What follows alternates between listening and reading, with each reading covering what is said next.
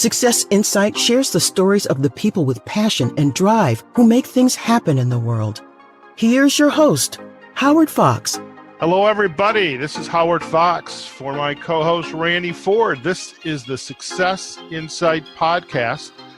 I hope you are having a great start to your week, and I am very happy to have back on the Success Insight podcast, Jim Moran. Jim is the president and founder of SimplifyISO.com. In fact, Jim was one of our first guests on a Success Insight podcast.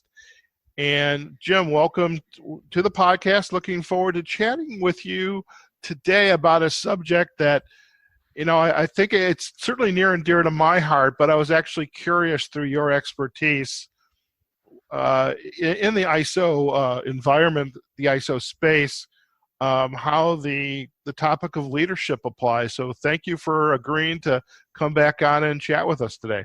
Well, thanks for inviting me, Howard. As you know, my connection with ISO goes back to 1992.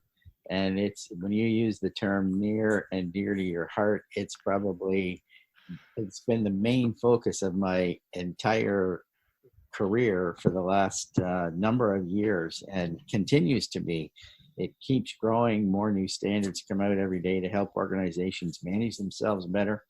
And the interesting thing about this topic of leadership, when you look at ISO 9001, ISO 14001, ISO 45000, well, I better tell what they are. When you look at ISO 9001, the quality standard, ISO 14001, the environmental standard, ISO 45001, the health and safety standard, ISO 50001, the energy standard, ISO 27001, the information security standard.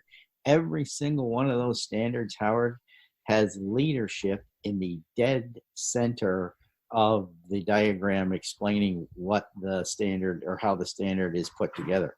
So leadership is honestly the foundation that all of these standards are based on. It's interesting as you kind of went right through that list, and also as your evolution into I think it's safe to say it, you're an expert on ISO and these international standards, and it's good to be an expert. What does leadership mean in the world of ISO standards, ISO certifications? What does it mean?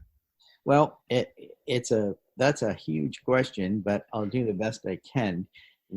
In order to get ISO certified, for those listeners who aren't ISO certified, the organization has to put together what's called a management system and then get certified to it. In order to get certified, a third party comes in and audits them against the requirements of those standards I just mentioned.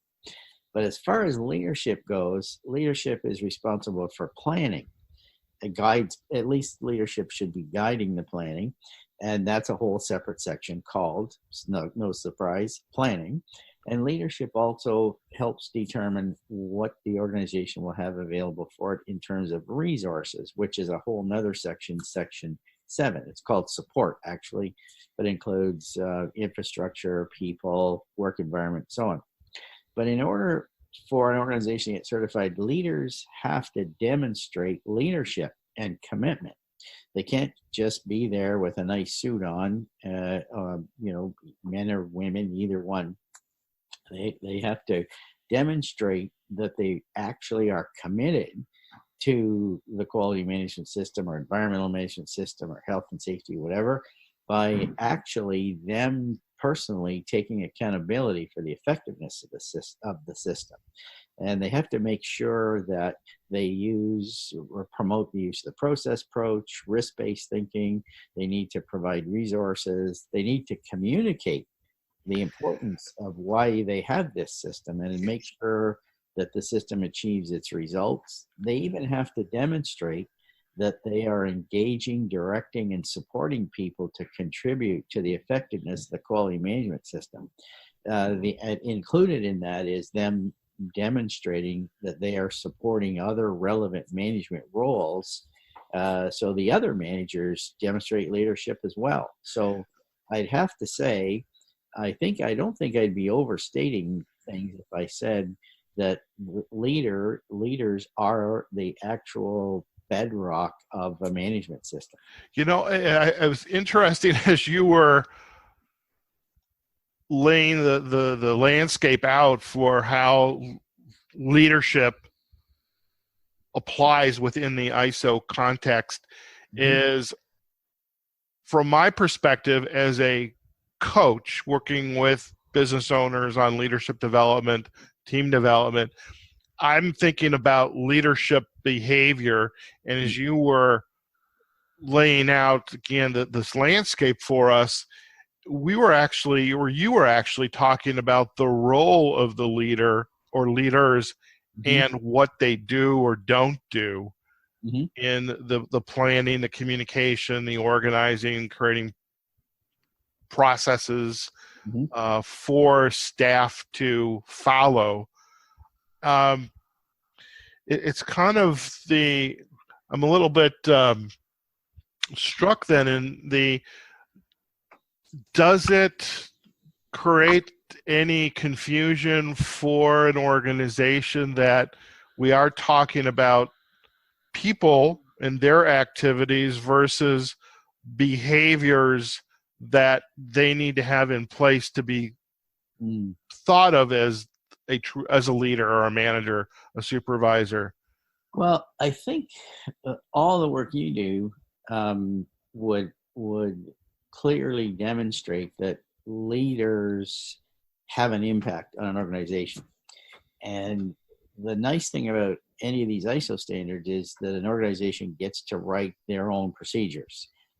ISO standards, and there are 17,000 of them, ISO standards tell you what you need to do, but they don't tell you how you need to do it. So that's completely up to you. We refer to ISO standards as being descriptive, not prescriptive. So leaders would be free to behave any way they wanted to, just they have to demonstrate that they've met those requirements we just talked about. So any leadership style will get the results that style indicates. You've made a study of theory X, theory Y, theory Z, Ono's work, the management by objectives, all those different styles. But I think in your work, you'd also come down to the conclusion that it's all based on communication. Right. Would an organization that is marketing and branding itself as an ISO certified organization versus one that did not, is it possible that they're also communicating to their, what I call ideal clients and customers, what their culture is like? Because if we adhere to ISO standards, it means we've got guidelines in place and processes, procedures, documentation of how managers need to interact with the staff and with their peers and with their customers, as a matter of fact. Yes. Would having these standards in place communicate that our culture is adhering to ISO, but also in the importance of what it means and how we run our business? Yeah, I think that'd be a fair assumption to make, that anybody looking at 2 or 3 suppliers, if 2 of them were certified and 1 wasn't, they'd be kind of curious about what the 3rd supplier wasn't doing. That's the beauty of ISO. It's short form for the Greek word isos, which means equals. So they'd know that the 2 of the 3 companies had this leadership requirement met. Now, you wouldn't know how they met it, but you would know that a 3rd party looked at the leadership requirements and said, yes, these people are meeting all these 10 requirements. And in fact, it's funny we're talking about communication. In the one standard I mentioned, ISO 45001 health and safety, they have an additional 3 requirements for leadership that all include communication with workers.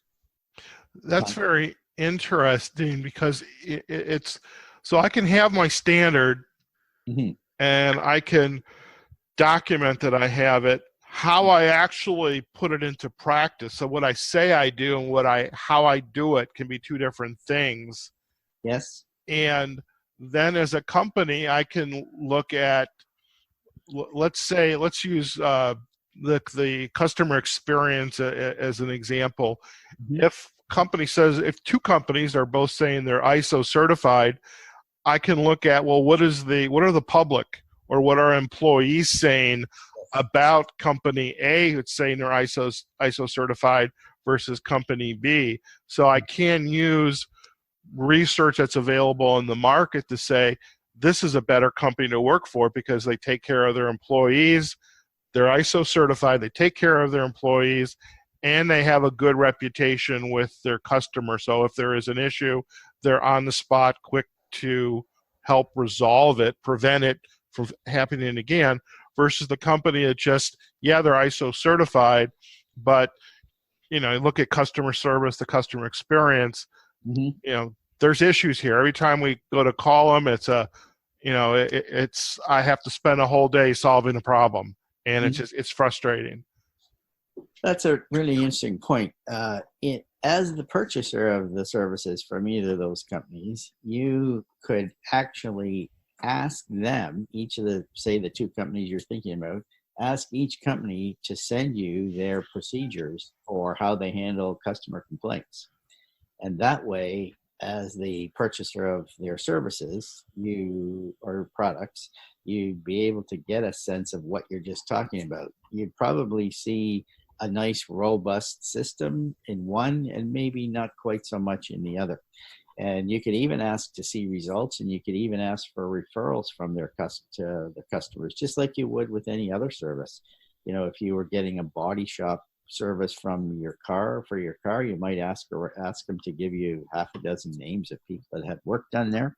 But that's probably been one of the I wouldn't say bone of contention, but the fact that a registrar, which is, by the way, sanctioned to do this work in the States by ANAB and in Canada by Standards Council Canada, like every country where ISO is implemented, and there are about 168 or something now. In each country, the national standards body for that country has given a business the accreditation to go do these audits. So that actually helps because they're third party, they're external, they don't have any affiliation with the company at all. But more back to your question, you couldn't make a decision, or you shouldn't make a decision just simply based on the fact that they have an ISO certificate. One thing that the ISO certificate has on it is what's called the scope.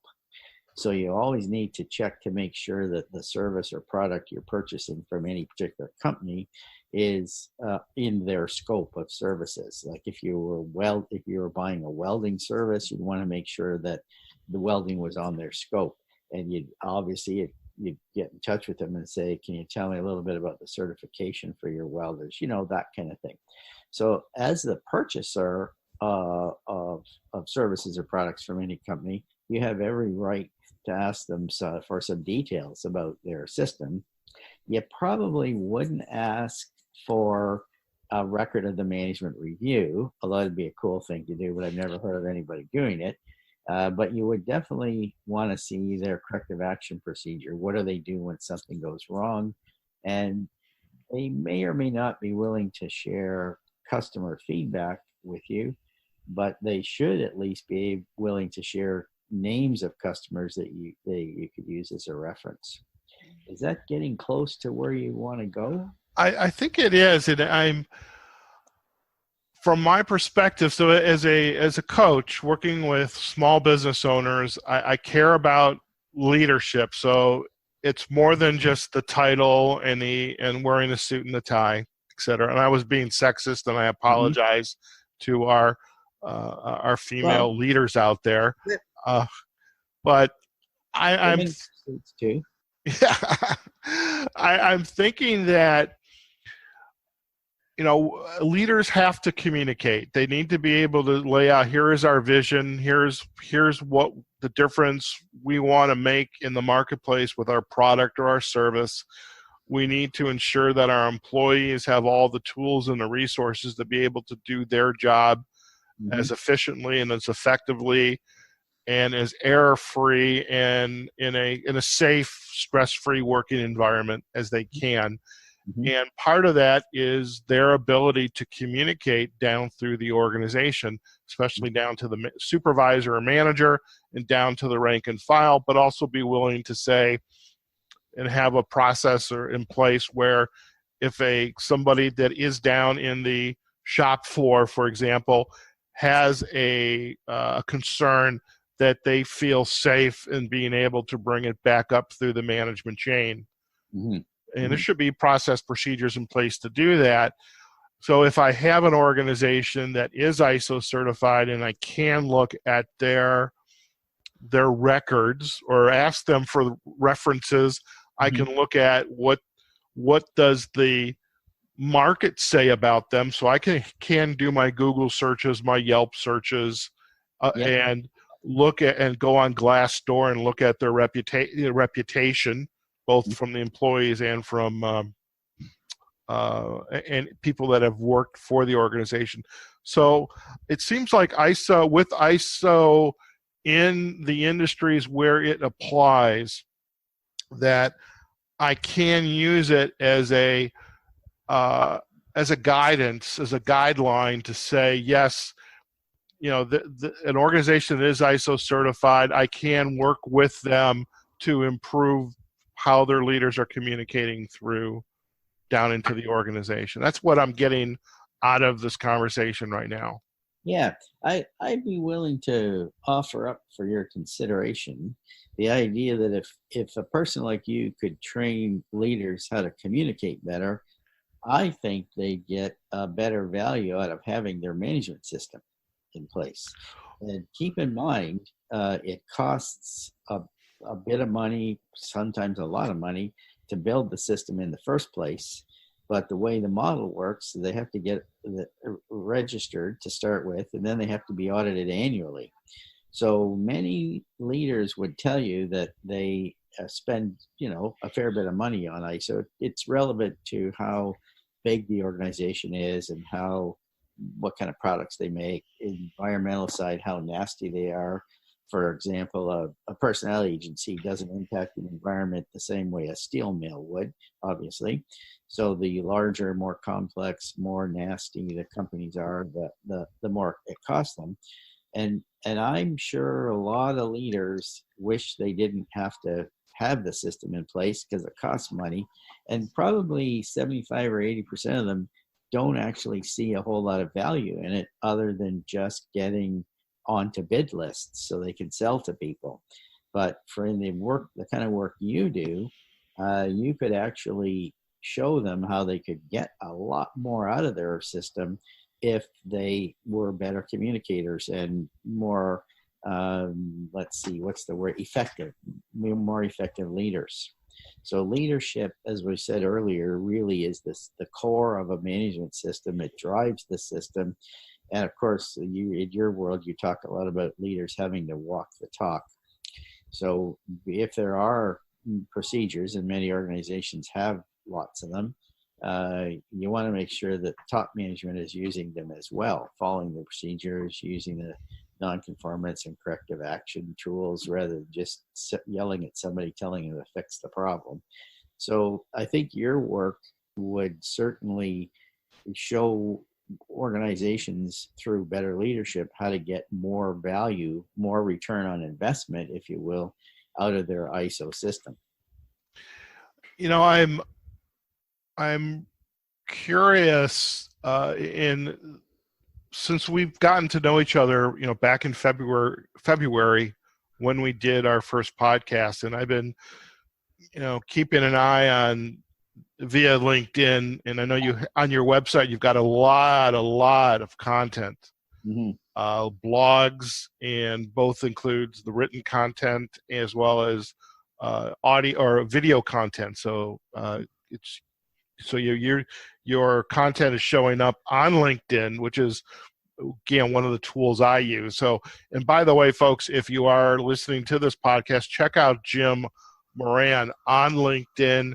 If you do just a search on Simplify ISO, you'll find his company page. And Jim just has, I think, weekly, correct me if I'm wrong, but weekly there's a new podcast going up about some topic pertinent to the ISO space. Yeah, I'm pretty sure we just passed the 50 mark. 50? Yeah, 50 videos up there. Some of them are actual content videos on what is clause 8, what's clause 7, what's clause 6. But once we got past those 7 clauses, the following 40 or so, 45 are just tips on either how to make your system simpler or just management tips in general. There are all kinds of topics in there. Okay. Mentioning that. What issues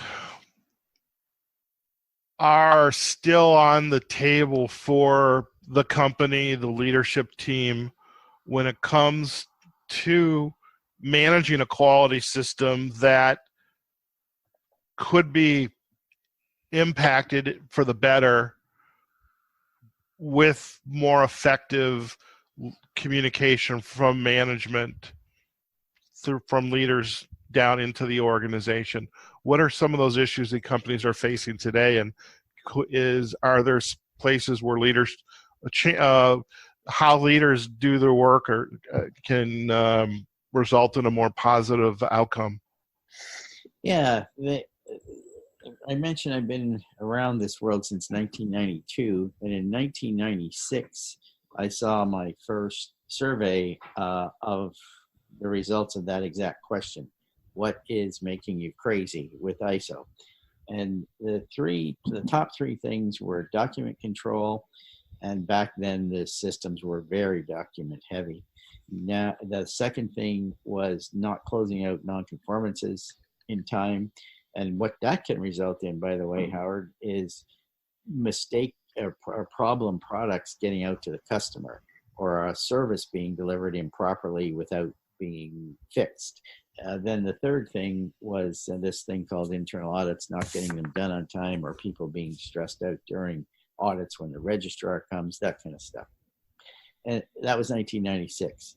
20 years later, actually 30 years later, 20 years later, sorry about my math, BSI did a survey of 250,000 audits. They analyzed 250,000 audits over a 3-year period. They have 80,000 clients, and they looked at the audits for year 1, year 2, year 3, and they found, unbelievably, 20 years later, and with all the automation that's happened and every other darn thing, the top 3 problems are still exactly the same: document control, not closing out non-conformances, and this thing with audits. And I have to say, management plays a pretty big role in this, since they are the core of the system, and a lot of them, through better communication or better leadership style, would probably be more aware of these things that are going on.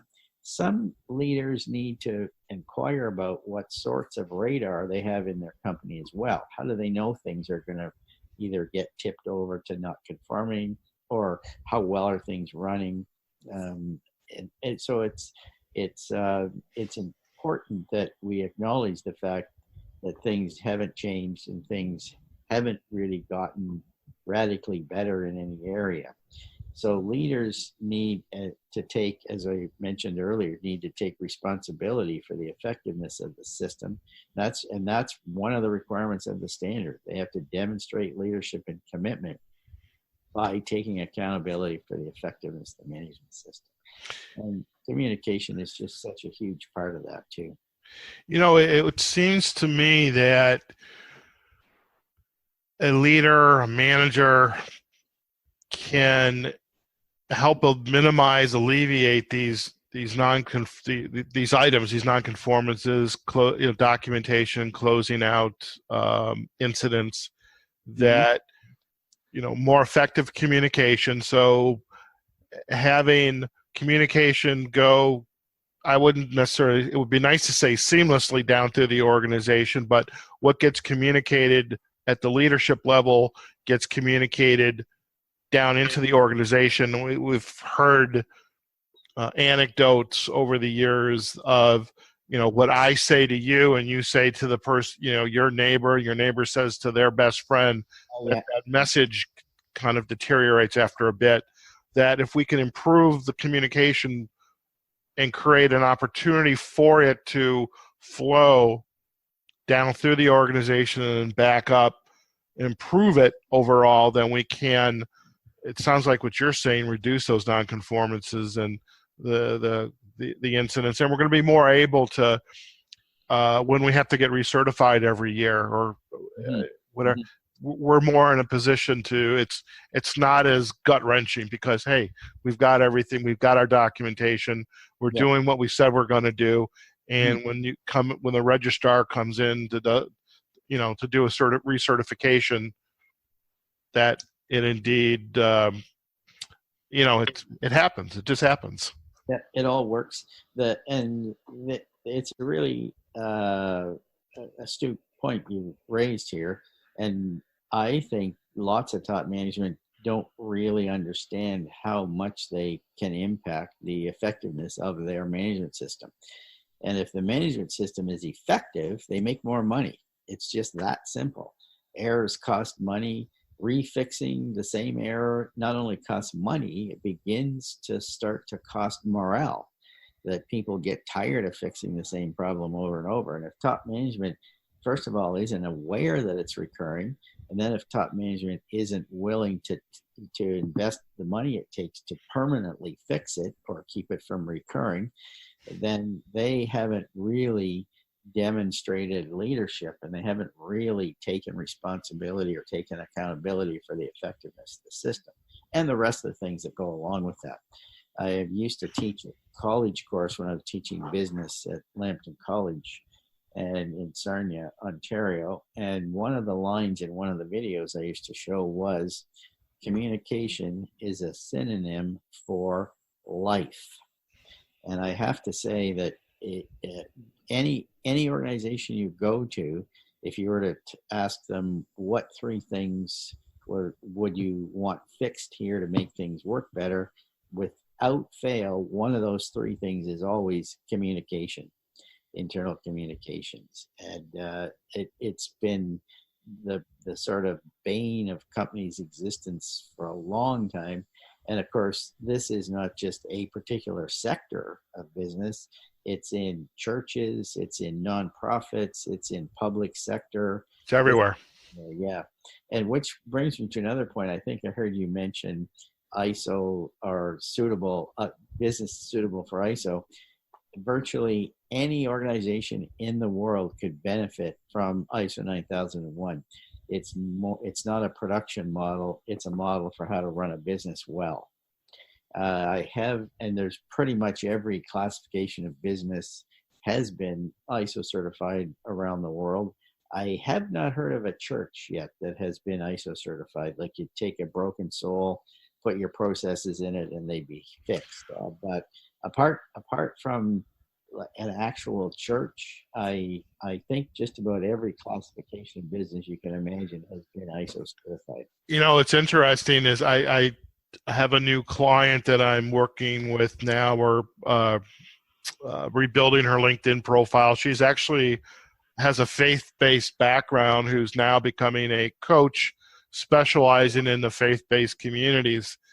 And as when we were chatting for the first time last week, she had talked about all the angst that happens as they're called lay leaders inside the church family, is their ability to communicate or inability to communicate can have such an impact. And I think the one word that I would think we could probably package this whole idea around ISO and leadership and communication is culture. Is what is the culture of the organization you want? What do you want to communicate out to your people, to your customers, to the public about you as an organization, your organization? What do you want to communicate about yourself? And if we don't have those processes, procedures, standards in place where we're striving to do better, then what those problems that have been around since you started in this industry are still going to be there. Mm-hmm. And it's interesting too. One of the key pillars of ISO, and when I talk about what is it is in general, the three things we usually base it on are: one, customer focus; two, the process approach, meaning everybody takes some kind of input, everybody does a process to it, creates an output. That's the process approach. And third, continual improvement. And if you can improve your management system, you will make more money. For a public service or nonprofit, it would mean you can stay within your budget more easily. Right. So improvement really pays. And the other thing is about improvement is that if people who are working with you don't notice something getting better every once in a while, even if it's maintained at a flatline level, it's going to feel like it's getting worse. And back to this thing called culture, I actually did a series of 10 called 10 Building Blocks for a Quality Culture. And if you can build quality into the culture, or health and safety, or environmental awareness, or whatever, then it becomes part of how you do business every day. And that's what I love clients of mine to get to the point where nobody ever says, I've done my day's work, now I have to do my ISO stuff. And back in the 80s, 90s, even into the early middle 2000s, that was often heard, that people had built the system in a way, leaders weren't aware of what was being done. Leaders weren't aware that even maybe some of the things that they wanted as leaders were causing extra work that wasn't adding value. So that's another nice thing about it too. The system's completely flexible. It's intended to continually get better. It's intended to add value. It's intended to help people get through their day better with fewer errors and more feeling of satisfaction. Nothing better than getting a job done in any organization and feeling that sort of pride of completion, that kind of thing. And especially if you happen to be in an organization where you might at some point or other see the customer using your product. You definitely see it when it's a service company. You're giving somebody a hairstyle, like that's pretty satisfying. But a lot of times somebody's working on an assembly line making a bearing or something, and they never see it. So there's another thing good leaders will do. Will give people an opportunity to see the products that they're making in action. Maybe even videos from companies. Most definitely about that. Yes. Jim, I know we've taken up quite a bit of time here, and I really want to thank you once again for sharing your expertise, your years of expertise. And it's just such a fascinating topic. And as I've learned more about ISO, and it just, this connection back to leadership and what it meant was really something I was very interested in. And I think there's certainly in the industries that care about ISO, professional development around leadership, communication, creating quality cultures, there are loads of opportunity. And it just starts with one step, and just figure out what that step needs to be. And Jim, if we have alluded to the LinkedIn site, but if folks want to learn more about you and your work, about ISO, what's the best way to do that? Oh, thanks, Howard. We have a site, SimplifyISO.com, and it has a tab for these ISO tips. It talks a little bit about our management system cloud-based platform. Anybody who is ISO certified can really benefit from having a look at the platform. I'd be willing to do a demo for anybody pretty much any time. The platform takes care of those three things we talked about. In fact, Bruce Spur and I specifically designed it primarily to address those three specific issues. The document control piece, we've simplified it to the point where it's completely automated and you can still print pages out. The second one was not closing out nonconformances on time, and we have a built-in automated nonconformance system that sends out reminders and even sends them out after the due date's passed. And then the third one is the internal audit issue. So we built some tools inside there to make auditing easier, a simplified checklist, a blank checklist, an automated system to tell you when the audits are due, that kind of thing. Great. So yeah, folks, definitely go out to SimplifyISO.com, visit Jim Moran's site, and as he had just said, lots of great materials out there. I think he has a checklist that's available too out on the site, so you can opt in to get that. At 10 ISO tips, there's an ISO tips free download there.